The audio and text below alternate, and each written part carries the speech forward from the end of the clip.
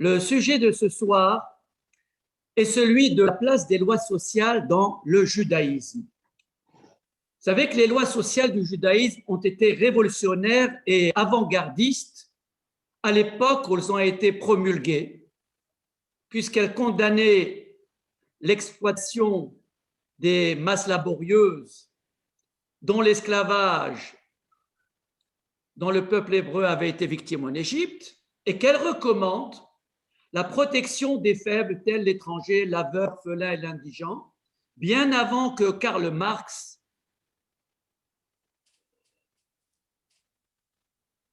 n'en prenne la défense en élaborant la pensée politique du socialisme et en prenant la lutte des classes. La loi et la justice, selon les philosophes, comment se présente-t-elle? Avant que nous n'abordions ces lois sociales selon le judaïsme, voyons comment les philosophes des différents siècles ont abordé cette question. Il faut dire que même au siècle des Lumières, l'émancipation sociale n'était pas encore reconnue par tous comme un progrès. En témoigne le conte philosophique intitulé La fable des abeilles, dont l'auteur anglais Bernard Mandeville, au début du XVIIIe siècle, développe une thèse socio-économique qui inspirait le libéralisme politique du capitalisme. C'est dire qu'il est important, ce livre, cette fable des abeilles. Dans cet ouvrage, Mandeville fait de manière outrageuse l'éloge de l'utilité sociale de l'égoïsme en ces termes.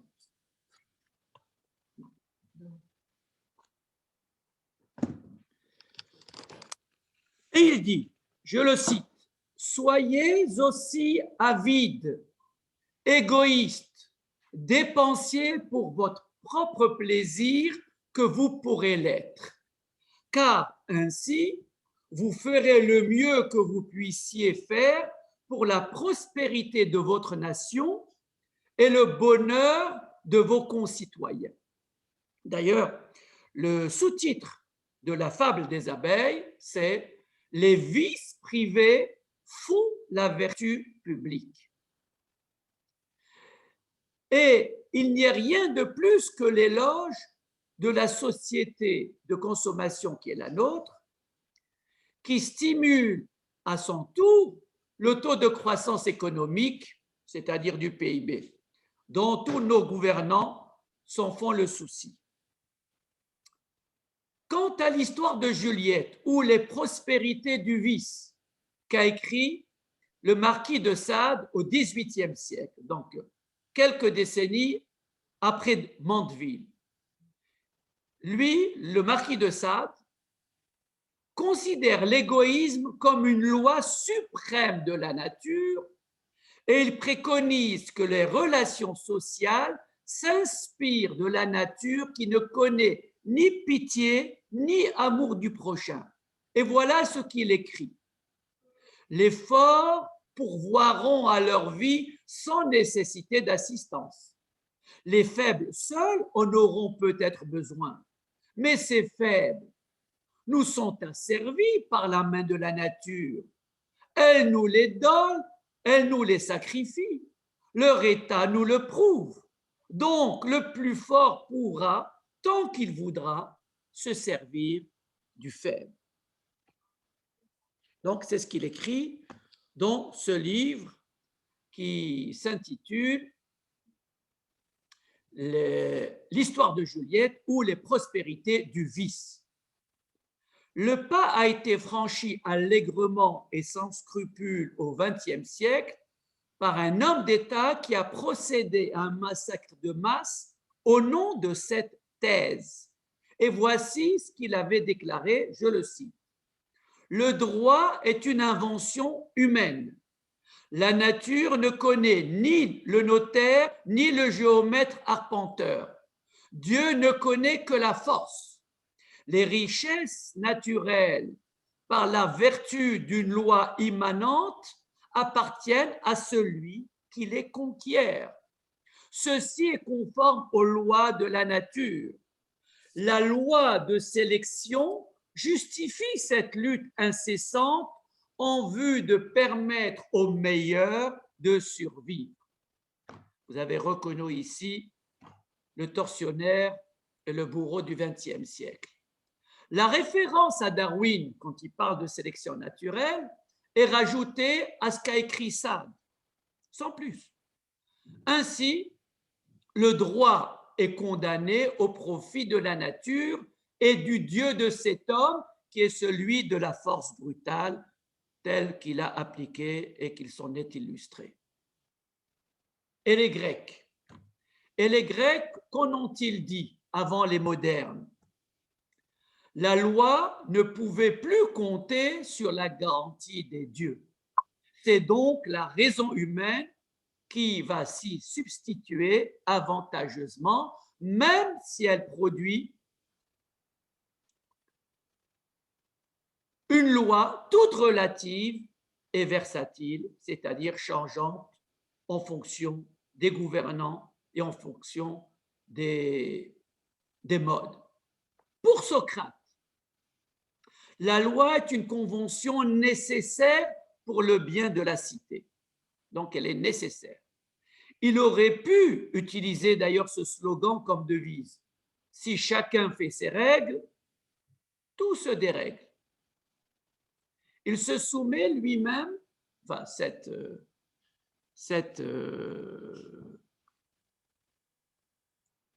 une publicité d'ailleurs qu'on voyait sur les bus il y a une dizaine d'années. Il se soumet lui-même, Socrate, à la peine de mort qu'on lui a infligée pour cause d'impiété au nom de la loi, et il refuse que ses amis l'aident pour s'en dispenser. Quant à Platon, donc son élève, il considère la loi non pas comme nécessaire, mais comme un mal nécessaire et indispensable. Non pas comme un bien, mais comme un mal nécessaire, puisque justement son maître en a été victime. L'ordre idéal, dit Platon, est celui qui coordonne le monde des faits à celui des idées. Or, la loi est incapable de saisir la diversité des cas particuliers. D'ailleurs, les Athéniens ne possédaient pas une législation écrite, exhaustive et rationalisée, en dépit de leur foi dans le pouvoir égalisateur de la loi écrite. Dans les lois, le dernier ouvrage que Platon a écrit, donc le dernier après la République, il examine ce qui peut constituer un pont entre le monde des idées et celui des humains. Il défend les idées qui relèvent de l'intérêt général et du devoir moral. Les gouvernants sont pour lui les gardiens de la loi, ses serviteurs et, ajoute-t-il, même ses esclaves. Pour Aristote, qui est l'élève donc de Platon, qui lui-même est l'élève de Socrate, pour Aristote, la loi n'est pas une technique de gouvernement. L'efficacité des lois est, selon lui, liée à leur stabilité. C'est la stabilité qui donne au nomos, donc à la loi, sa crédibilité et sa solidité. Il critique donc le changement des lois. D'ailleurs, le philosophe du droit français, Portalis, Jean-Étienne Portalis, donc du XVIIIe siècle, à l'époque de Napoléon, il reprend cette idée lorsqu'il affirme que les lois sont des actes de sagesse, de justice et de raison, et qu'au lieu de changer les lois, il est presque toujours plus utile de présenter aux citoyens de nouveaux motifs de les aimer. Et il ajoute qu'il ne faut légiférer que d'une main tremblante. Relevons qu'à Athènes, à partir du 5e siècle avant JC, il existe des tribunaux populaires qui juge presque tous les types de cas. Et les membres de ce tribunal sont des hommes ordinaires, sans formation juridique, et d'ailleurs, ils ne se consacrent pas exclusivement à cette activité de juge, et d'ailleurs, ils n'en font pas une profession. A contrario, le système juridique hébraïque, donc qui a précédé le système juridique athénien d'au moins 1000 ans, dans ce système juridique hébraïque inspiré à Moïse par Yitro, auquel nous rendons hommage puisque la Torah lui consacre toute une péricope, le système juridique hébraïque était pyramidal puisqu'il y avait des juges préposés sur des dizaines, des cinquantaines, des centaines et des milliers, et que les gens consultaient en fonction de la difficulté des cas qui leur soumettaient. De même, ces juges devaient être instruits, comme il est dit dans la Sidra de Yitro, enseigne-leur les ordonnances et les lois et fais-leur connaître le chemin qu'ils doivent suivre et ce qu'ils doivent faire. C'est ce que Yitro dit à Moïse lorsqu'il lui recommande de nommer des juges plutôt que de juger lui-même tout le peuple. Il devait, en plus, ces juges devaient avoir en plus des qualités morales. Il lui dit, choisis parmi tout le peuple des hommes forts, craignant Dieu, des hommes intègres et ennemis de la cupidité. À propos de la loi et de la justice sociale, voilà ce que Jean-Jacques Rousseau écrit à la suite de ses prédécesseurs grecs, mais à la même époque que l'anglais Mandeville, que j'ai cité tout à l'heure, et à la même époque que Sade, le marquis de Sade, que j'ai cité tout à l'heure. Bien sûr, Jean-Jacques Rousseau a un tout autre langage. Et voilà ce qu'il écrit dans les lettres écrites de la montagne, dans le chapitre 8. Alors, il ne s'agit pas de la montagne du Sinaï, vous pouvez vous en douter, je pense qu'il s'agit du Jura, puisqu'il a séjourné dans cette région. Et voilà ce qu'il écrit. Il n'y a donc point de liberté sans loi, ni où quelqu'un est au-dessus des lois. C'est clair. Pas de liberté sans loi. Et encore, il ajoute dans ce même ouvrage, donc les lettres écrites de la montagne. Voici ce qu'il écrit. La liberté sans la justice est une véritable contradiction. Pour lui donc, la loi est la condition sine qua non de la liberté pour tous. Et la liberté sans justice n'en est pas une.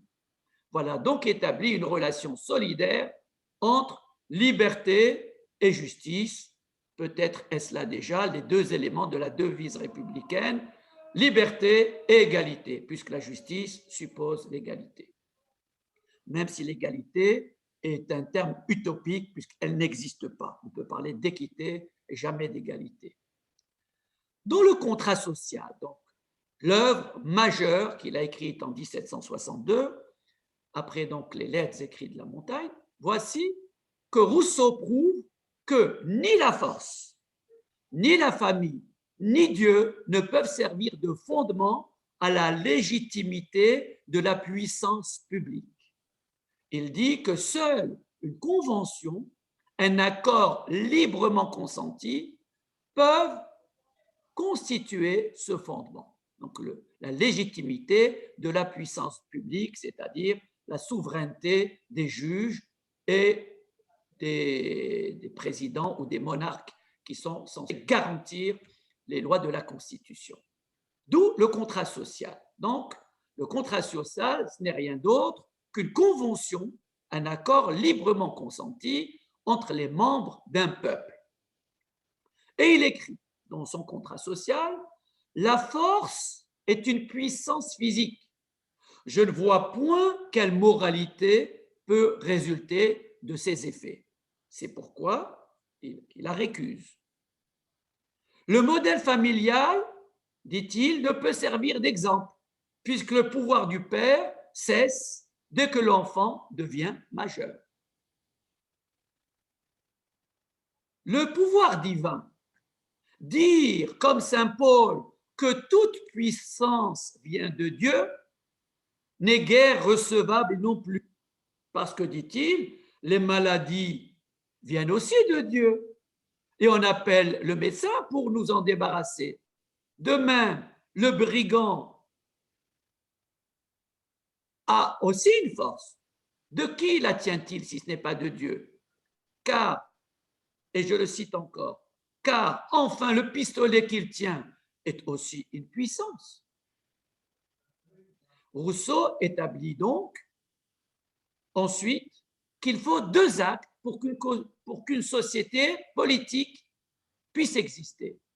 Un acte par lequel un peuple élit un dirigeant et un acte antérieur à celui-ci et plus fondamental par lequel les hommes décident de se constituer en peuple. Et il explique, ce faisant,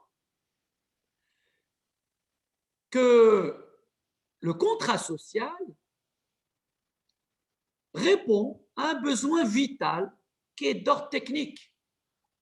Car, dit-il, je le cite encore, en restant à l'état d'individu, les hommes ne peuvent faire face à des obstacles qui nuisent à la conservation dans leur état de nature.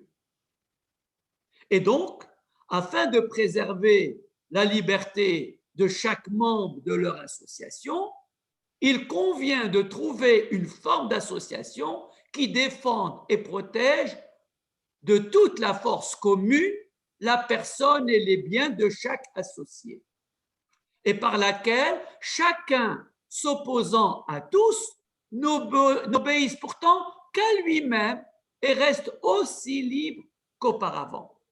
Ce sont là les termes donc du contrat social et de la constitution du peuple qui va élire un souverain qui lui-même va appliquer la loi. Mais pour conserver sa liberté en société, chacun doit paradoxalement renoncer à tous ses droits individuels. Il faut, dit-il, il faut demander l'aliénation totale de chaque associé avec tous ses droits à toute la communauté. Telles sont donc les conditions nécessaires, selon Rousseau, à l'exercice du principe de la souveraineté du peuple. Voilà donc ériger les fondements de la démocratie. Comment la conception juive du pouvoir et des lois sociales accueille le discours de Rousseau? Quel regard le judaïsme porte-t-il sur la conception de la société que nous propose Rousseau dans son contrat social? Le judaïsme fait sienne son affirmation lorsqu'il déclare « Il n'y a pas de liberté sans loi, ni où quelqu'un est au-dessus des lois », puisque vous savez que le terme central de la première scène biblique, c'est celui de l'interdit, qui est symbolisé par le fruit défendu du Jardin d'Éden. Cette scène montre avec force que l'absence de loi, ou plus exactement sa transgression, elle conduit à la mort. C'est en la défiant qu'Adam et par là toute l'humanité sont devenus mortels. Donc, point de liberté sans la loi. Mais pour la Torah, cette loi s'impose déjà à soi-même à titre personnel, même si elle a une vocation sociale. Et non pas seulement dans le but de ne pas nuire aux hommes. D'ailleurs, dans la scène originelle, l'interdit et la loi qu'il a instaurée étaient effectifs alors même qu'ils n'empiétaient sur la liberté de personne d'autre. Donc, premier point, alors que Rousseau parle de la nécessité de la loi pour régir la relation entre les hommes qui veulent faire front commun à l'adversité, le judaïsme conçoit la loi comme une dimension personnelle, relevant de la relation de soi à soi. C'est là le sens de l'interdit de la scène du jardin d'Éden, où il n'y avait personne à qui cet interdit pouvait faire de l'ombre s'il était transgressé. Cet interdit s'imposait à Adam en tant qu'interdit. Pour soi-même, il faut qu'il y ait des choses qu'on peut faire et des choses qu'on ne peut pas faire, indépendamment de la liberté des autres. C'est d'ailleurs, je crois, un principe que tous les psychiatres acceptent aujourd'hui comme idée fondamentale, interdire quelque chose. Deuxième point, pour ce qui est du rapport à autrui, la Torah est aussi en accord avec Rousseau qui affirme que la liberté sans la justice est une véritable contradiction.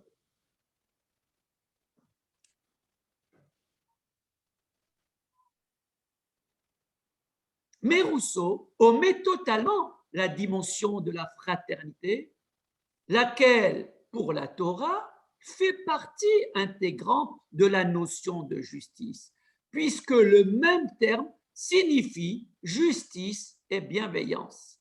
Justice, tzedek, bienveillance, tzedaka. C'est ce qui explique les devoirs d'assistance envers la veuve, l'orphelin, l'étranger et l'indigent, alors même qu'ils relèvent de la pure bienveillance et non de la justice stricto sensu.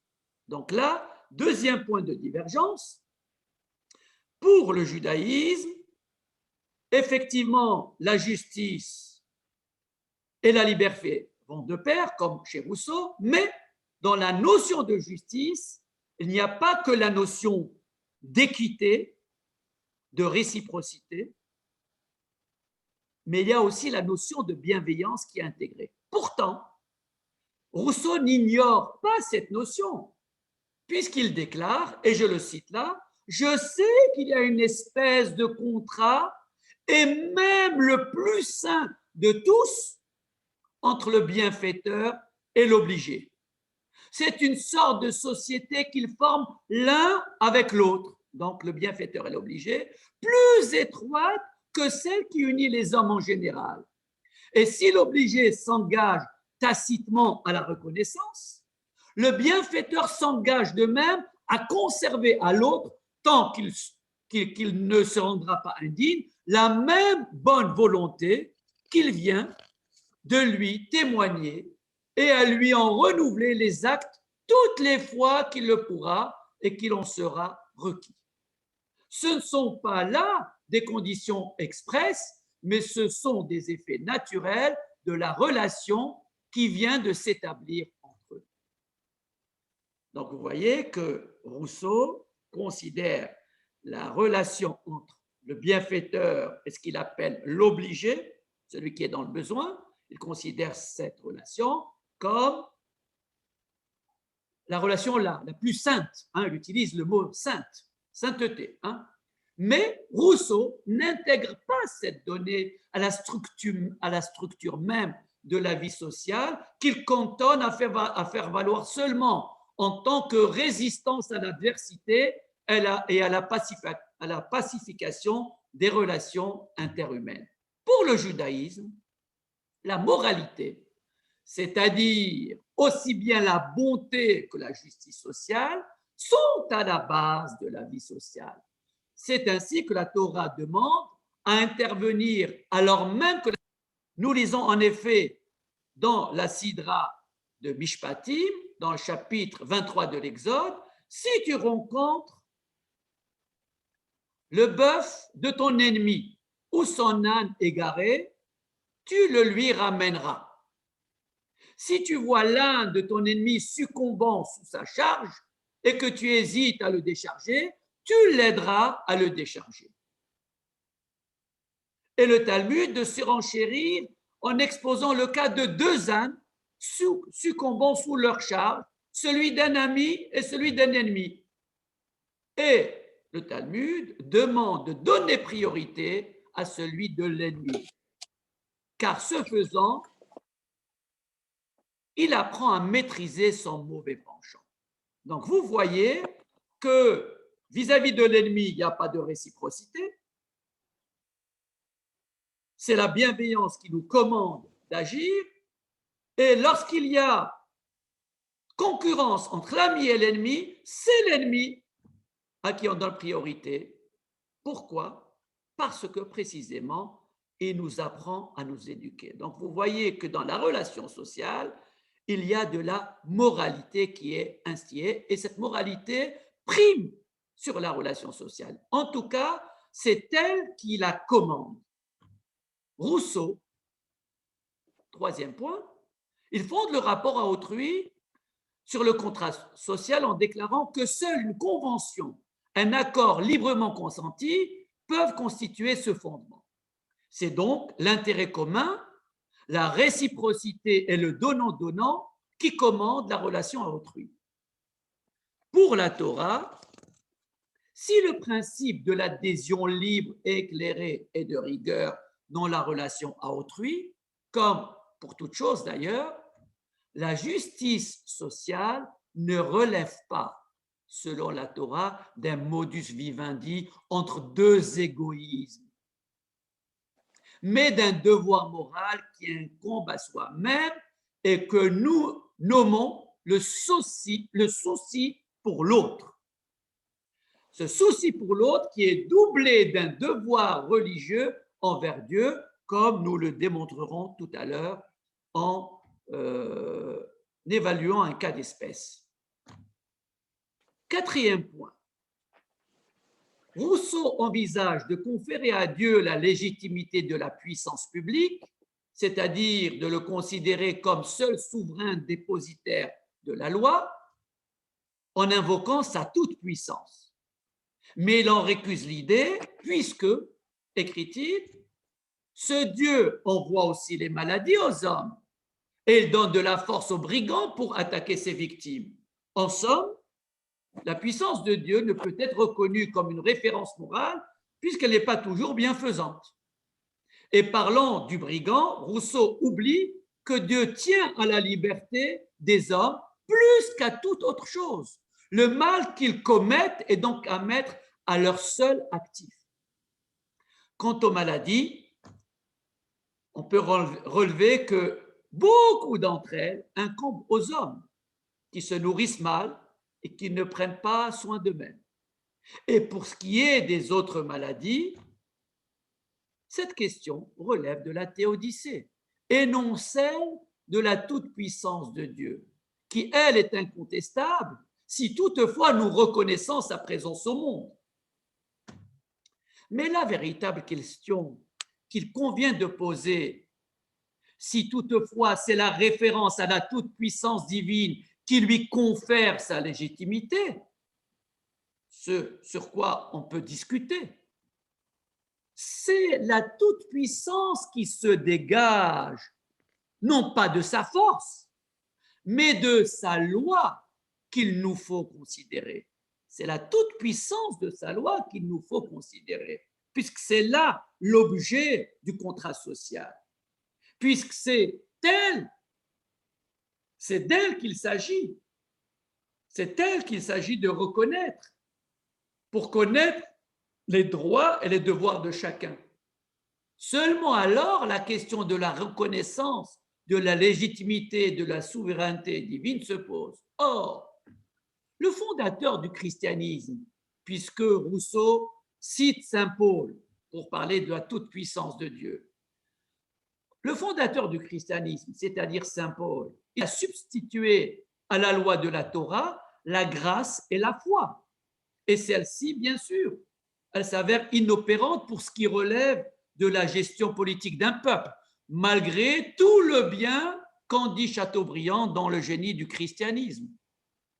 A contrario, pour le judaïsme, la question de la souveraineté divine se pose et elle trouve sa réponse dans les principes universels que la Torah prône et qui sont liberté. Je vous rappelle que nous célébrons la liberté non pas seulement le soir du 14 juillet, mais durant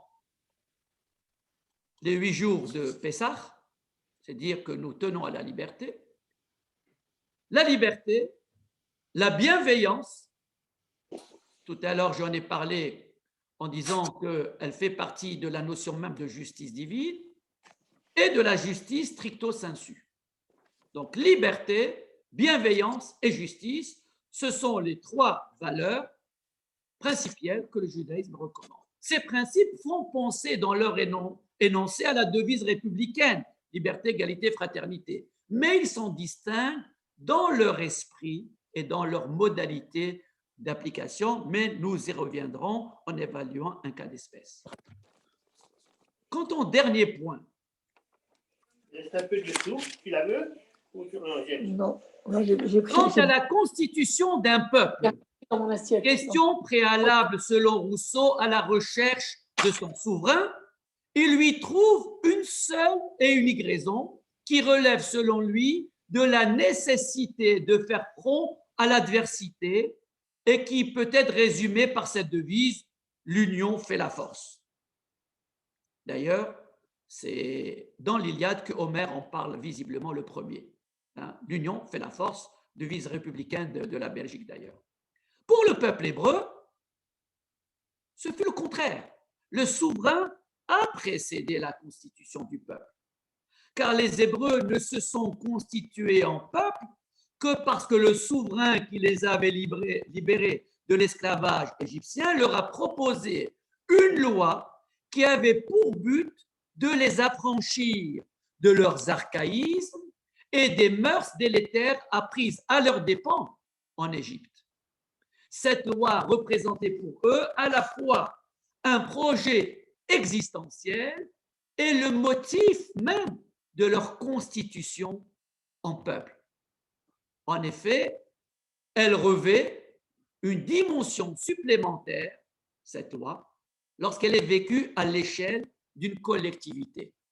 C'est là une des vocations de la terre promise ou de l'État d'Israël d'aujourd'hui, c'est de vivre à l'échelle d'un peuple une expérience qui relèverait uniquement de l'individu lorsque nous sommes en diaspora, puisque nous n'avons pas la possibilité de gérer notre existence collective dans le domaine public, mais uniquement dans la sphère du privé. L'aventure historique vécue par les Hébreux en Égypte et durant la traversée du désert du Sinaï, ainsi que la loi de la Torah, ont représenté pour eux une expérience d'ordre intellectuel, moral, social et spirituel. C'est sans doute pour toutes ces raisons que le récit de la Torah, à la différence des codes de loi d'un État ou de la Déclaration universelle des droits de l'homme, le récit de la Torah constitue beaucoup plus que l'énoncé des articles d'un code de loi, puisque le récit de la Torah a forgé la personnalité du peuple juif et lui a conféré une sensibilité singulière appelée judéité qui lui colle à la peau et qui fait la spécificité et la sensibilité du peuple juif. Voilà donc pour cette mise en parallèle du contrat social par rapport aux lois sociales du judaïsme. Venons-en à l'approche à proprement parler de la relation à autrui selon la Torah.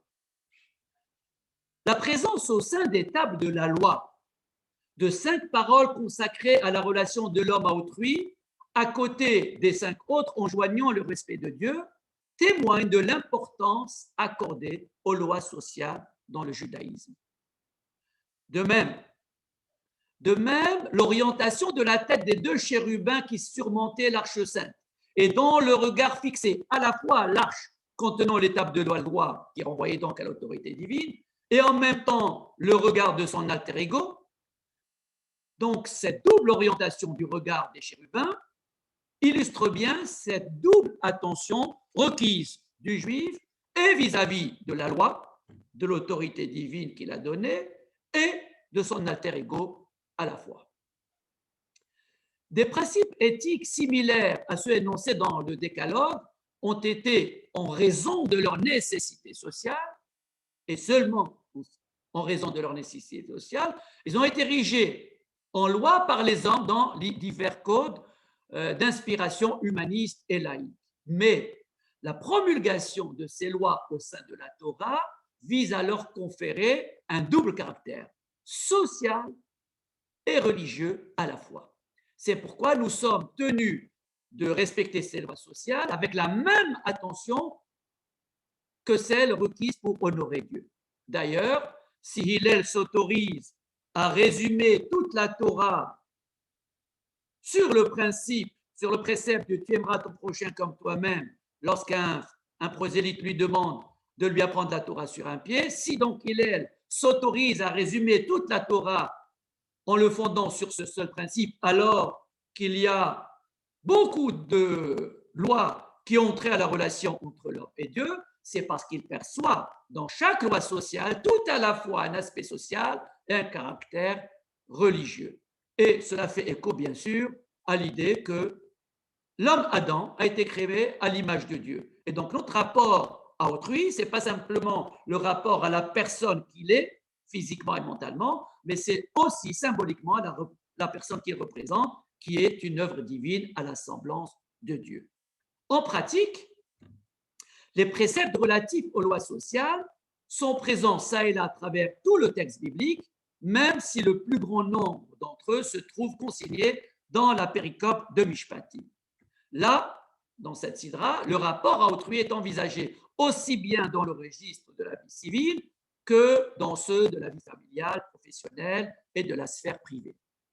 Et au cœur de la sidra Mishpatim, un ensemble de préceptes se distingue par la sanction singulière infligée à celui qui les transgresse. Et nous avons choisi de les commenter parce qu'ils reflètent la vigilance extrême qu'exige l'éthique sociale de la Torah, et ce, à la différence du contrat social de Rousseau. Et je m'explique.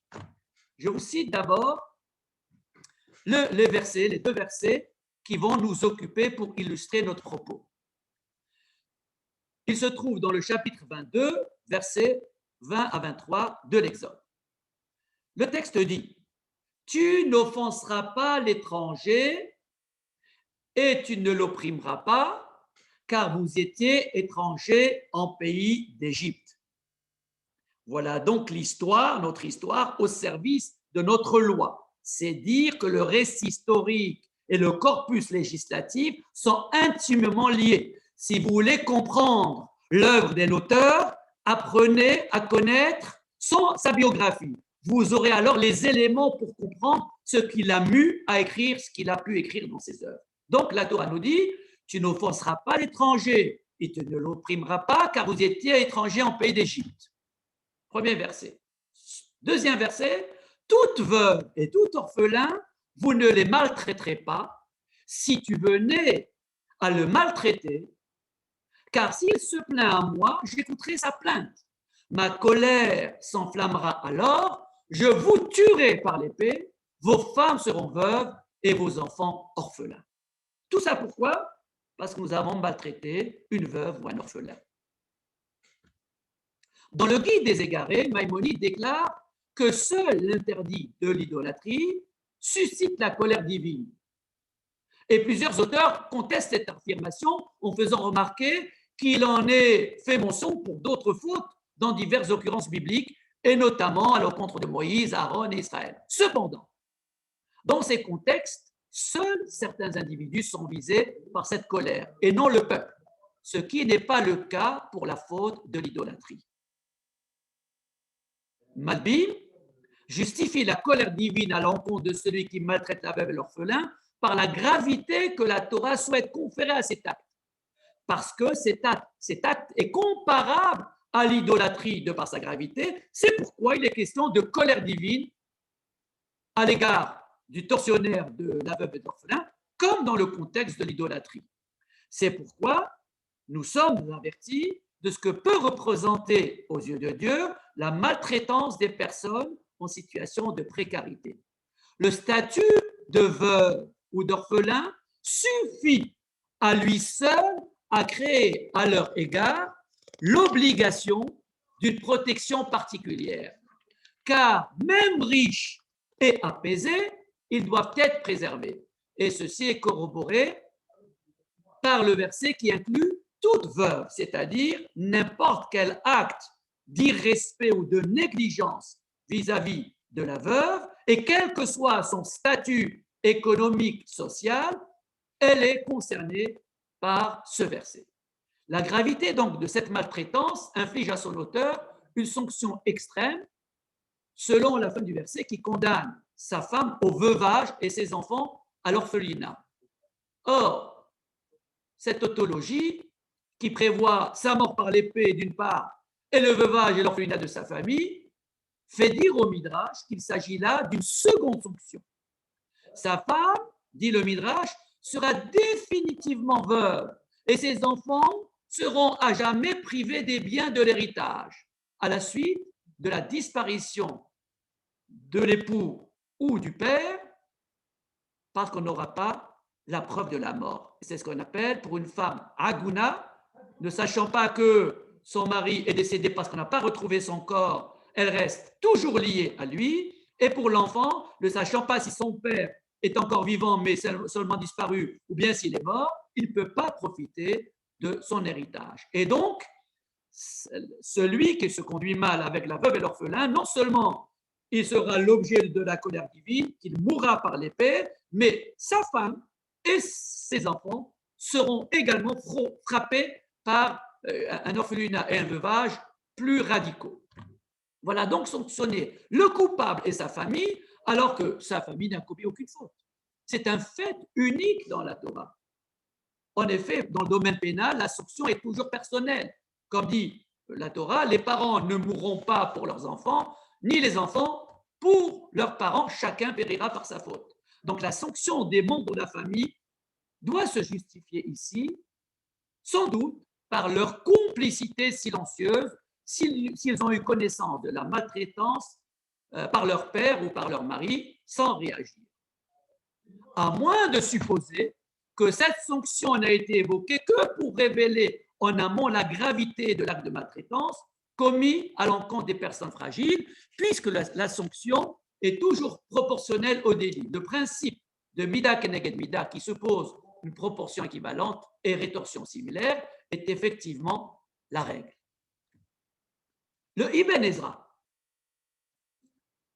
dénonce les complices passifs de cet homme qui, par leur silence, ont laissé commettre donc, le mauvais traitement à cette veuve ou à cet orphelin.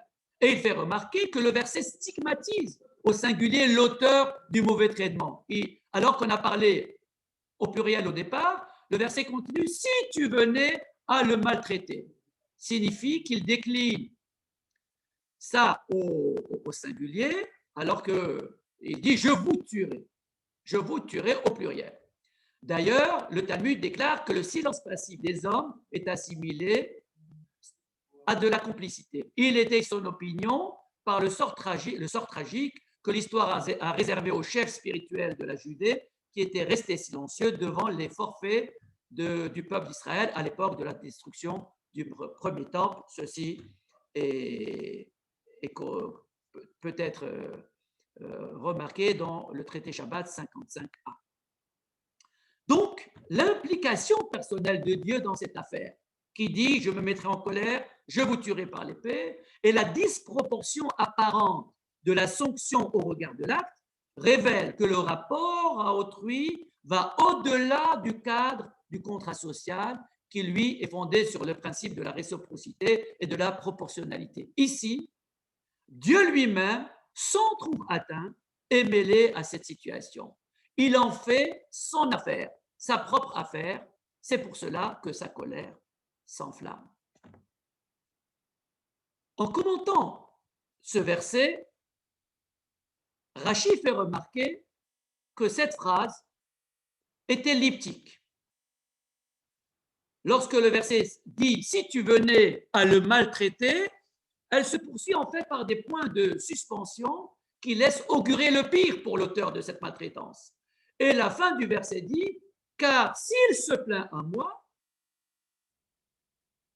qui constitue la deuxième proposition, voilà ce que je ferai. Pour Nachmanide, l'expression qui s'il venait à se plaindre à moi, que j'ai traduit par car, doit être comprise dans le sens de que seulement il se plaigne à moi. C'est-à-dire, la moindre contrariété de la veuve et de l'orphelin pourrait irriter Dieu. Le Midrash Mechilta il illustre le degré de vigilance requis dans le rapport à autrui par le dialogue qui a eu lieu entre Rabbi Shimon ben Gamliel et Rabbi Ishmael, qui était Kohen Gadol, dans le temple de Jérusalem avant sa destruction. Et ils se sont retrouvés l'un et l'autre prisonniers de leur bourreau romain, puisque nous sommes après la destruction du temple, et que Rabbi Ishmael et Rabbi Shimon ben Gamliel, l'un qui était Kohen Gadol et l'autre qui était chef du Sanhédrin, se sont retrouvés dans la même cellule la veille de leur exécution, puisqu'ils ont fait partie des 10 martyrs de Rome, assassinés donc par les Romains. Et Rabbi Shimon ben Gamliel s'adresse à Rabbi Ishmael. Il lui dit, mon maître, je me désespère de ne pas pouvoir savoir pourquoi je vais mourir. Et Rabbi Ishmael de lui répliquer, ne t'est-il jamais arrivé de faire attendre un homme venu à toi pour un procès ou pour une question jusqu'à ce que tu aies fini de boire, de lasser tes chaussures ou de mettre ton manteau? Or, la Torah déclare littéralement, si maltraité, tu le maltraites. Cela signifie, peu importe que le mauvais traitement soit important ou mineur. Et Rabbi Shimon lui répond, tu m'as consolé, mon maître, je sais maintenant pourquoi je vais être exécuté. Rabbi Shimon se trouve consolé après avoir compris qu'il était coupable de maltraitance à son insu. Alors qu'il était président donc, du Sanhédrin et que dans la routine de ses fonctions, il faisait patienter en salle d'attente le justiciable comme un médecin ou un coiffeur fait attendre ses clients dans la salle d'attente. Eh bien, cet acte qui peut paraître anodin, maintenant, il lui reconnaît toute sa gravité. Parce qu'il témoigne d'un manque de respect qui, au niveau de Rabban Shimon ben Gamliel, était constitué une faute grave. Notons que la Torah formule souvent le verbe à l'infinitif avant de le conjuguer. Cette redondance n'est pas qu'une insistance, elle a pour vocation d'étendre le champ d'application du verbe. C'est pourquoi, lorsque nous avons traduit le verset « Si tu venais à le maltraiter, car s'il se plaint à moi, j'écouterai sa plainte », en réalité, dans le texte, c'est écrit « Si maltraité, tu le maltraites, si plaindre, il venait à se plaindre à moi, si souffrir, tu le fais souffrir, si crier, il crie, alors écoutez, j'écouterai son cri. » C'est là la traduction littérale de verset de la Torah. Donc, ces trois redondances, souffrir, crier et entendre, qu'est-ce qu'elles veulent signifier? Elles viennent stigmatiser l'auteur de la maltraitance en lui imputant d'autres souffrances que son indélicatesse risquerait de réveiller. Donc, le cri de la victime pourrait se trouver amplifié par ses antécédents et par sa fragilité mentale. L'attention que lui portera Dieu, que Dieu portera à ce cri, sera la mesure de toutes les souffrances attisées chez la victime par cette maltraitance. D'où la disparité, la disproportionnalité de la sanction divine par rapport à la faute objective que ce tortionnaire a commis. C'est pourquoi la vigilance de l'homme doit être accrue, d'autant plus que la personnalité ou le statut social de son interlocuteur est fragile. C'est pour cela que la Torah a choisi ici l'étranger, la veuve et l'orphelin, alors que l'interdit de l'offense et de la maltraitance s'applique à l'égard de tout un chacun. Donc, le manque de bienveillance peut parfois devenir maltraitance aux conséquences graves. Et le Midrash l'illustre par l'histoire d'un rabbi qui croise sur son chemin un pauvre affamé. Le rabbi le fait patienter le temps d'arriver au village voisin pour dénouer les paniers de son âne. Et entre-temps, le mendiant s'effondre et il meurt d'épuisement. Cette anecdote illustre la vigilance extrême qu'il convient d'avoir dans la relation à autrui dont on ne connaît pas l'histoire ni le parcours de vie. Dans son Mishneh Torah, Maïmonide explicite les égards dus à la veuve et à l'orphelin et il déclare, je le cite, pour montrer que tout ce qu'on a dit jusqu'à présent, ce n'est pas simplement œuvre de spéculation talmudique ou midrashique, mais que cela s'inscrit dans la loi juive, dans la loi, dans le contrat social. Donc Maïmonide écrit, même s'il s'agit d'une femme riche, de la veuve d'un roi ou de ses fils devenus orphelins, la Torah nous met en garde en disant, ni veuve ni orphelin, vous ne maltraiterez. Comment se conduire envers eux?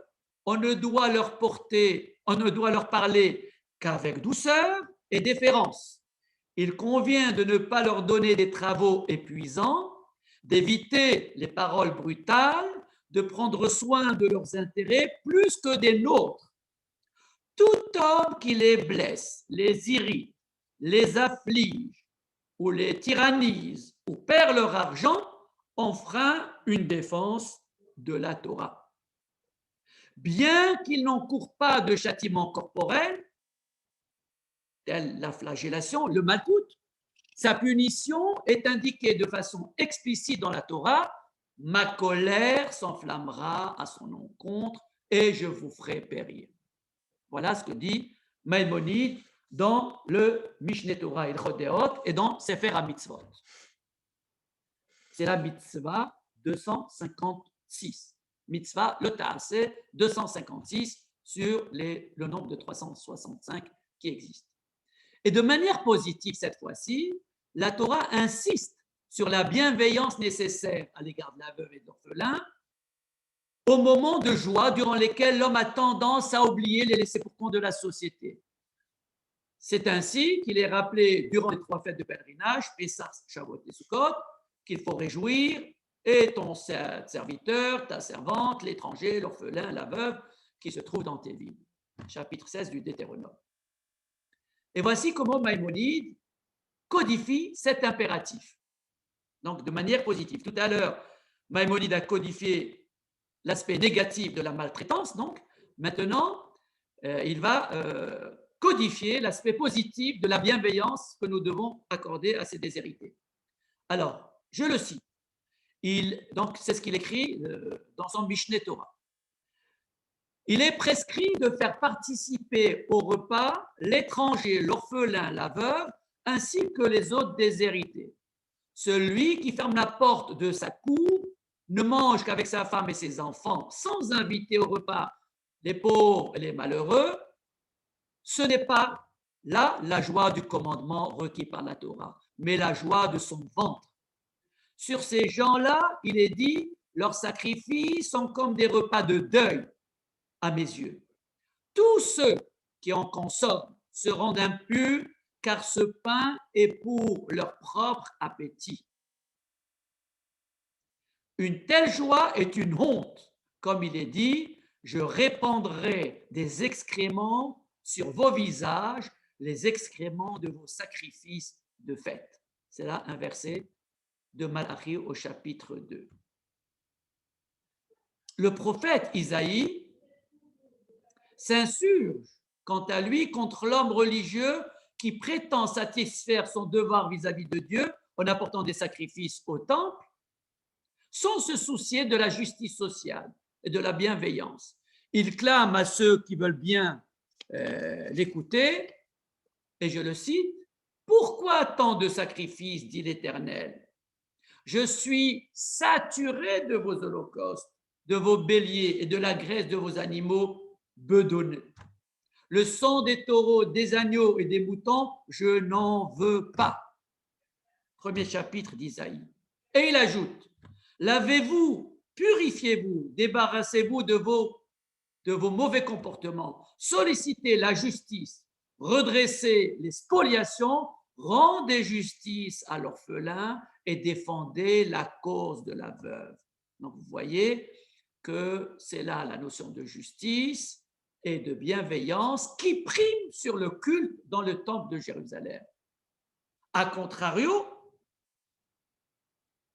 nous pouvons admettre que la justice sociale, même sans temple, puisse être considérée comme un acte foncièrement religieux. C'est ce qu'écrit le Rav Kook dans dans une de ses lettres, et je vous le cite. Donc le Rav Kook, qui est le premier grand rabbin d'Israël, j'allais dire de l'État d'Israël, non. Avant même la création de l'État d'Israël, il était grand rabbin du foyer national juif d'Israël, puisque lui-même est décédé en 1935. Et voilà ce qu'il écrit dans une de ses lettres. Cela ne vous chagrine pas que telle ou telle structure de justice sociale puisse s'établir sans la moindre trace de mention de Dieu. Car nous savons que l'aspiration à la justice, en elle-même et sous quelque forme que ce soit, constitue intrinsèquement l'épanchement divin le plus lumineux. Plus que ça, on ne peut pas dire. Concluons quand même cet aspect par cette anecdote qui révèle la tension extrême témoignée à une veuve par un maître du début du XXe siècle du nom de Rabbi Israël Meir HaKohen, désigné souvent par le Chafetz Chaim et qui a vécu donc à Radin. Chafetz Chaim était le maître de mon maître qui était Rav Chaikin d'Aix-les-Bains. Et voilà une anecdote qui illustre le rapport de Chafetz Chaim à ce précepte de la bienveillance vis-à-vis de la veuve et de l'orphelin. Il était convié à un mariage d'un de ses élèves.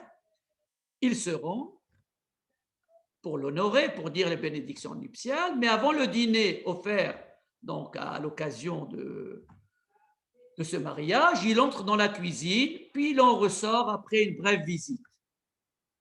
Il effectue l'ablution des mains nécessaire avant de briser le pain du motzi et il utilise le minimum d'eau requis par la halacha. Les convives qui le suivaient, qui faisaient la queue, ils en firent de même, le minimum, le réveillite nécessaire pour l'ablution des mains. Mais un des disciples qui assistait à cette scène, il rappelait à haute voix à qui voulait bien l'entendre que le Talmud fait l'éloge de celui qui effectue cette ablution des mains, l'argamanu, c'est-à-dire avec beaucoup d'eau, en lui promettant, c'est Rav Chizda qui en est l'auteur, Rav Chizda promet de devenir riche à celui qui utilise abondamment l'eau pour faire l'ablution des mains. D'ailleurs, Rav Chizda lui-même était riche, très riche. Et le Chafetz Chaim de répliquer à cet enfant audacieux et peut-être insolent qui faisait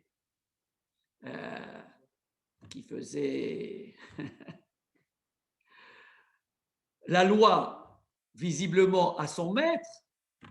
Et le Chafetz Chaim de lui répliquer: croyez-vous que ma visite dans la cuisine avait pour but de contrôler la cacheroute des aliments? Vous vous trompez. Je me suis seulement enquis de l'identité de la personne qui cuisinait et qui puisait l'eau pour la mettre à notre disposition pour la Netilat Yadayim. Et j'ai constaté qu'il s'agissait d'une veuve et de sa fille orpheline. J'ai alors décidé de ne pas m'enrichir aux dépens d'une veuve et d'une orpheline. Voilà comment le précepte religieux passe au deuxième plan par rapport au précepte social. Comme je l'ai dit tout à l'heure, dans un précepte d'ordre social, il y a une dimension morale réflexive, c'est la relation de nous-mêmes à nous-mêmes, et une relation également religieuse de l'homme à Dieu. C'est pourquoi elle prime sur le précepte strictement religieux.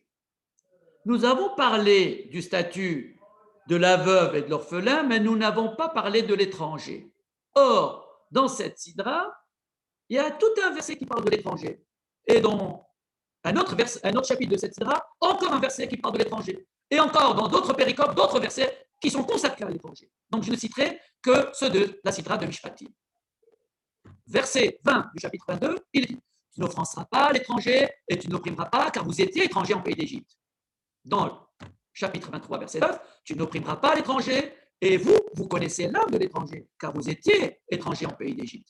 Donc le thème de l'étranger est évoqué là dans cette sidra à deux reprises, mais beaucoup d'autres fois, dans d'autres sidrotes, le traité Baba Metzia, on fait l'inventaire dans son folio 59b.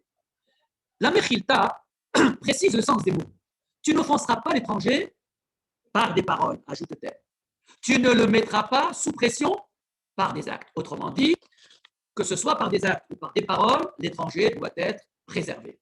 Le traité Shabbat, il illustre cette précaution oratoire en déclarant si un prosélyte souhaite apprendre la Torah, il ne convient pas de lui dire comment cette bouche qui a consommé des animaux impurs, des vers et des reptiles, peut-elle apprendre la Torah qui émane de Dieu.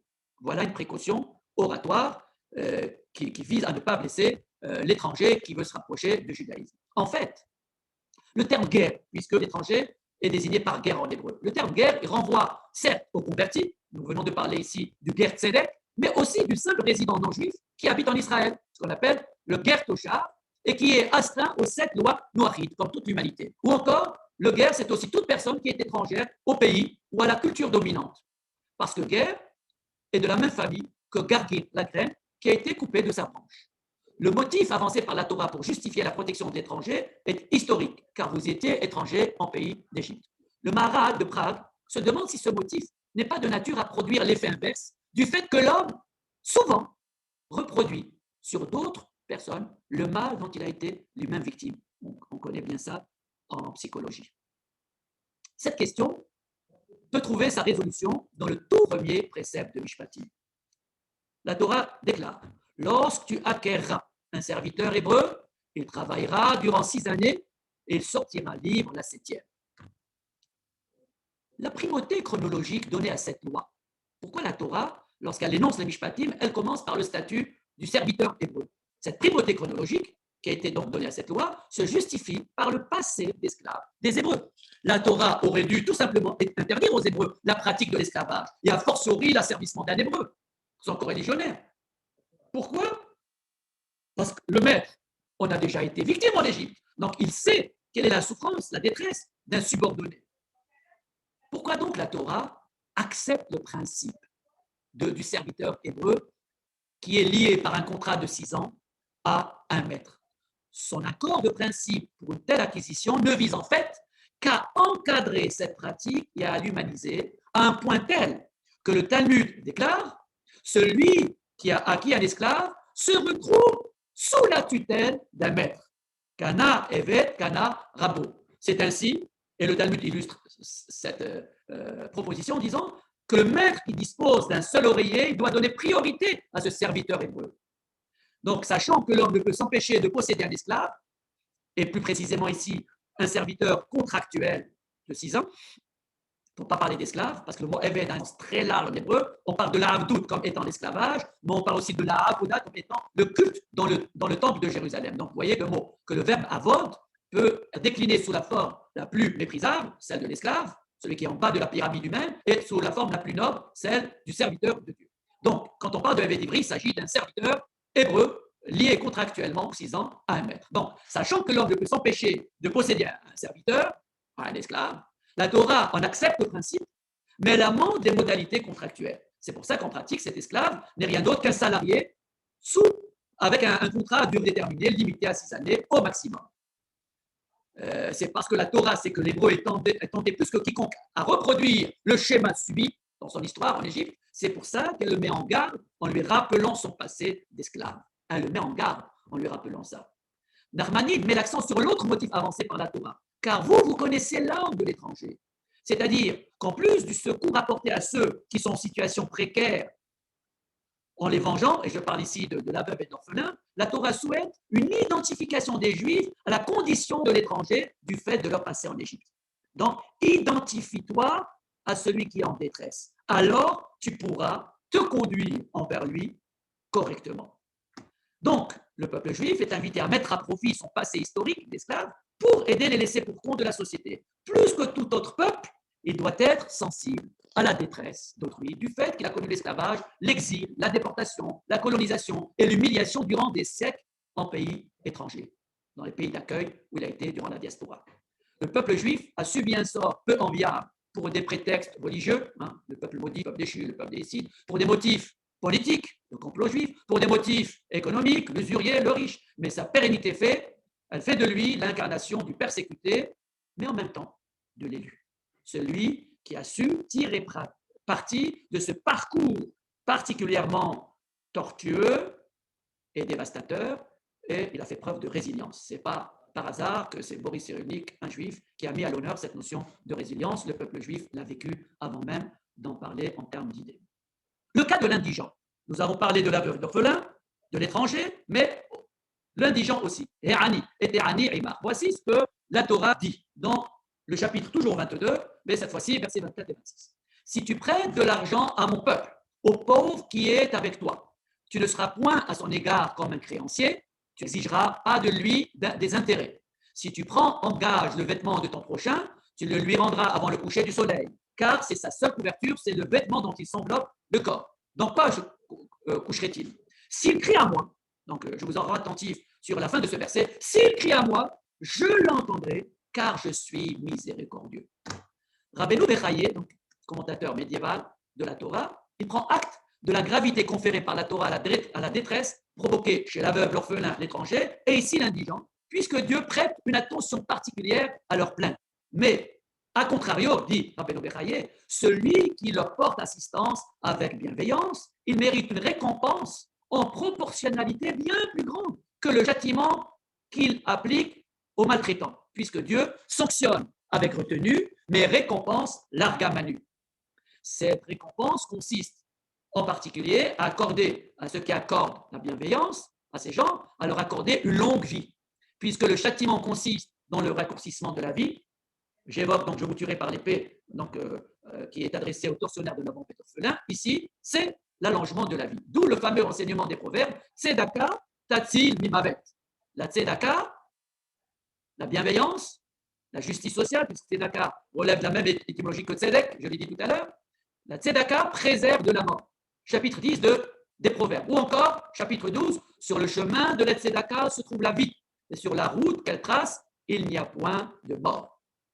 Donc la bienveillance est une vertu susceptible de remplacer avantageusement le culte dans le temple de Jérusalem. C'est pourquoi, passant à proximité du temple en ruine, Rabbi Yoshua s'adresse affligé à son maître Rabban Yochanan ben Zakkai en déplorant la destruction encore récente de ce lieu dans lequel on pouvait faire expiation des fautes qu'on avait commises par des sacrifices expiatoires. Et Rabban Yochanan ben Zakkai répond à son élève qu'il existe un substitut au temple, c'est l'assistance à autrui. Selon le verset dans le livre de Osée qui dit « J'aime la bonté et non les sacrifices, la connaissance de Dieu plus que les holocaustes. » Et c'est ce même sens que confère le Midrash à la mention des lois sociales agricoles qui se trouve au milieu du récit des fêtes de pèlerinage au temple de Jérusalem. Le Midrash donc dit « Pourquoi ces lois sociales sont intercalées au milieu des 3 fêtes de pèlerinage? C'est pour dire qu'elles ont valeur égale, équivalente à celle du culte adressé directement à Dieu. » Donc la bonté est une vertu qu'il convient de cultiver en soi. Elle ne dépend pas des moyens dont on dispose. Au contraire, comme l'illustre ce conte chassidique authentique. Vous savez que durant les 18e et 19e siècles, les chassidim rendaient visite à leur Rebbe à diverses occasions. Sur le chemin de leur visite donc, au Rebbe, qui durait souvent plusieurs jours, ils faisaient des haltes dans des villages. Ils étaient alors hébergés chez des hôtes de leur congrégation avec les moyens du bord, c'est-à-dire de manière rudimentaire. Mais voici Koyan Kellé, un de ces hôtes, qui recevait souvent ces chassidim en halte dans son village. Voici Koyan Kellé s'est enrichi et qu'il a meublé sa maison en conséquence. Progressivement, il n'avait plus de visiteurs parce que visiblement, il n'osait plus venir, craignant lui salir ses beaux tapis et ses tentures. Mais Yankele semblait s'en accommoder jusqu'au jour où son Rebbe, qui avait eu écho de cette situation, est lui-même venu rendre visite aux chassidim de ce village et il est bien entendu reçu avec faste chez Yankele. Après la réception que Yankele a offert au Rebbe, il lui fait visiter sa belle maison. Le Rebbe visite donc la maison en sa compagnie et il observe par des baies vitrées les va-et-vient des passants. Puis le Rebbe admire un beau miroir et il demande curieusement, excusez-moi, et il demande curieusement à Yankele pourquoi on ne voit rien à travers ce miroir, sinon sa propre personne, alors qu'à travers les baies vitrées, on pouvait voir les gens de l'extérieur. et de répondre lui-même, ben oui, parce que derrière la vitre de ce miroir se trouve une fine pellicule d'argent qui le recouvre. Le message était clair. L'argent rend aveugle. L'argent rend égoïste. Personnellement, moi-même, j'ai reçu une bonne leçon un jour d'un pauvre monsieur qui m'a aimablement dit bonjour et à qui j'avais répliqué « Me connaissez-vous, monsieur ?» Et il m'a répondu stupéfait « Faut-il que je vous connaisse pour vous dire bonjour ?» C'est la leçon que nous donne en chantant Enrico Macias dans un de ses chants populaires, Un signe de la main. Je pense que vous le connaissez, mais je vous le rappelle, parce qu'il a bercé un peu mon enfance. Un bonjour, un salut, un signe de la main. Dans la vie, ça ne coûte rien. Moi, je sais qu'en chemin, ça me fait plaisir quand on me fait cadeau d'un sourire. Un bonjour, un salut, un signe de la main, c'est gentil, ça n'engage à rien. Ça veut dire simplement, je t'ai reconnu, c'est l'amitié des gens de la rue. Voilà, chers amis, ce que j'avais à vous dire sur un ton grave et sur un ton léger et populaire, par des contes, par un chant, pour montrer que ce sont des choses qui sont à notre portée, mais qui relèvent, selon la Torah, de quelque chose de très important. C'est pourquoi et la sanction qui sanctionne la transgression et la récompense qui est attribuée à leur observance sont d'une extrême importance.